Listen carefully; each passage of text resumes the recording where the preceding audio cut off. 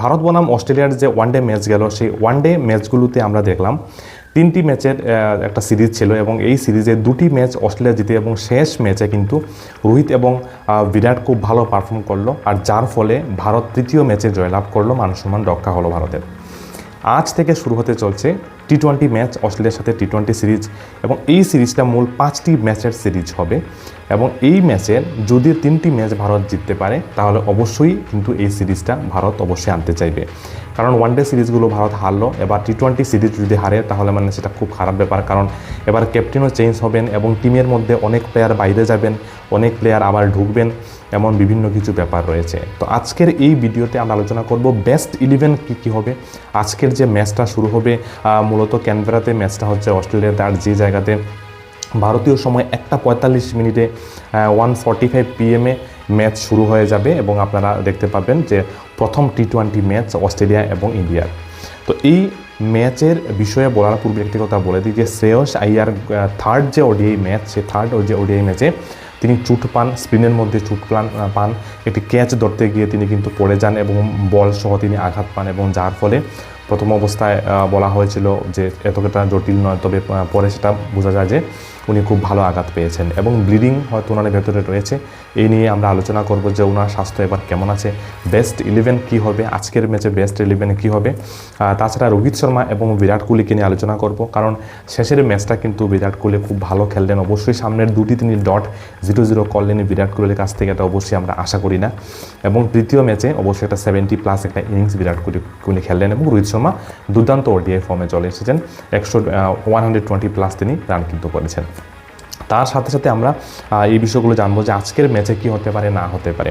তো প্রথমেই আমরা বেস্ট 11 সম্পর্কে জানবো। বেস্ট 11 চলে এসছে আমাদের কাছে, 15 থেকে 16 জনের টিম যেটা সেটা কিন্তু দেওয়া হয়েছে, তার মধ্যে কারা কারা থাকবেন, এই 15 থেকে 16 জনের মধ্যে বেস্ট 11 কে কে হবেন এ নিয়ে আলোচনা করব। বেস্ট 11 প্রথম যে ওপেনিং জুটিটা নামবে সেটা পূর্বে যেটা ছিল শুভমন গিল এবং অভিষেক শর্মা এমন একজনের ব্যাটসম্যান, সে যদি একটু 5 থেকে 10 ওভার খেলতে পারে তাহলে মোটামুটি একটা ভালো স্কোর কিন্তু ভারত করতে পারবে।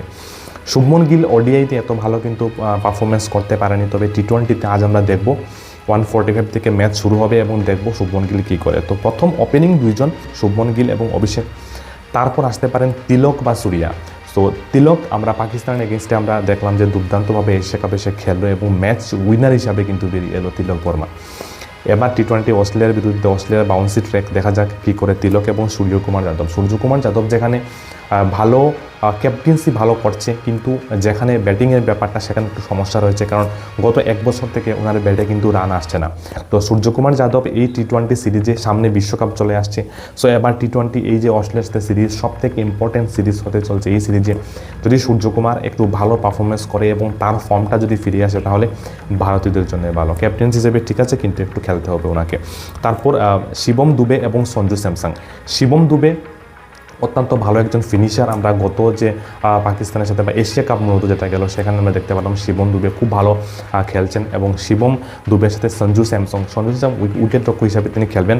সো এই জায়গাতে ব্যাটিং পারফরমেন্স করাটাও খুব বেশি ইম্পর্টেন্ট। গত কয়েক মাস থেকে সঞ্জুরও কিন্তু এত ভালো ব্যাটিং পারফরমেন্স হয়নি, তবে এই সিরিজে আমরা চাইবো যে সঞ্জু ফর্মে চলে আসে।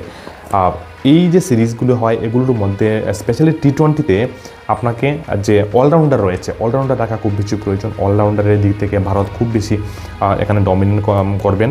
শিবম দুবে অবশ্যই তিনি ফাস্ট বল করতে পারেন, মিডল অর্ডারে বল করেন, এবং নীতিশ কুমার রেড্ডি অবশ্যই সুযোগ পেয়েছেন স্পিনার হিসাবে। অক্ষর প্যাটেল, 3 জনকে যদি আমি ধরি শিবম, অক্ষর প্যাটেল এবং নীতিশ কুমার রেড্ডি, তার মধ্যে আমি অক্ষর প্যাটেলকে বেস্ট বলবো, একজন স্পিনার এবং একজন খুব ভালো দুর্দান্ত একজন ব্যাটারও তিনি। তো মিডল অর্ডারটাকে এবং যে আমাদের অলরাউন্ডার যে পারফরমেন্সটা সেটাকে ঠিক করার জন্য এই 3 জন রয়েছেন। তাছাড়া পিওর বোলার জসপ্রীত বুমরা অবশ্যই আজকের ম্যাচে খেলবেন, কারণ জসপ্রীত বুমরাকে আগামী ওয়ার্ল্ড কাপে নিয়ে যাওয়ার যে প্ল্যানটা সেই প্ল্যানটা চলছে এবং তাই ওয়ানডে যে সিরিজটা গেল, ওয়ানডে সিরিজে 3টি ম্যাচে জসপ্রীত বুমরা কিন্তু খেলেননি। টি-20-র জন্য ওনাকে বুক করে রাখা হচ্ছে, কারণ বিশ্বকাপ আসছে সামনের দিকে, সবথেকে ইম্পর্টেন্ট ম্যাচগুলোতে জসপ্রীত বুমরা অবশ্যই খেলা প্রয়োজন। এবং বরুণ চক্রবর্তীকে অবশ্যই সুযোগ দেওয়া হবে। গৌতম গম্ভীরও খুব বেশি ভালোবাসেন এমন মিস্ট্রি স্পিনার, এবং বরুণ চক্রবর্তী কখন উইকেট নিয়ে নেয় সেটা কিন্তু বলা মানে অসম্ভব। খুব ভালো বল বরুণ চক্রবর্তীর। দুজন খেলোয়াড়ের মধ্যে সমস্যা হর্ষিত রানা এবং যেমন অর্শদীপ সিং এবং হর্ষিত রানা, এই দুজনের মধ্যে যে কোনো একজন অবশ্যই খেলতে পারেন। তবে আমার মনে হয় যে হর্ষিত রানাই অবশ্যই সুযোগ পাবে। তাছাড়াও রিঙ্কু সিংও কিন্তু টিমে রয়েছেন এবং ওয়াশিংটন সুন্দরও কিন্তু টিমে রয়েছেন, জিতেশ শর্মাও কিন্তু টিমে রয়েছেন। বাট আমার মনে হয় বেস্ট 11 তারাই হবেন, যাদের বলছি, এবং অফিসিয়ালি যেগুলো চলে আসছে এগুলো বেস্ট 11 হবে। আপনাদের বেস্ট 11 কে অবশ্যই কমেন্টে আপনি লিখে দেবেন, এবং তার মধ্যে অন্য কাউকে কি বেস্ট 11 রাখা প্রয়োজন কিনা সেটা আপনি কমেন্টে অবশ্যই লিখে দিতে ভুলবেন না। এবার আমরা শ্রেয়স আইয়ার সম্পর্কে জানবো।